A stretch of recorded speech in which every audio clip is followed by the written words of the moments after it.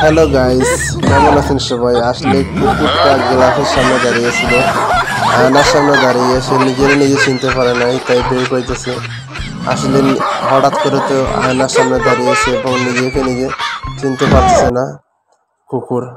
কুকুরে আশ্চর্য হয়ে গেছে বলে আমি সামনে একাই, তাহলে আমার জেরোস্কোপে আসলে কীভাবে? ভিডিওটি আপনারা দেখবেন, অবশ্যই দেখে মজা পাবেন।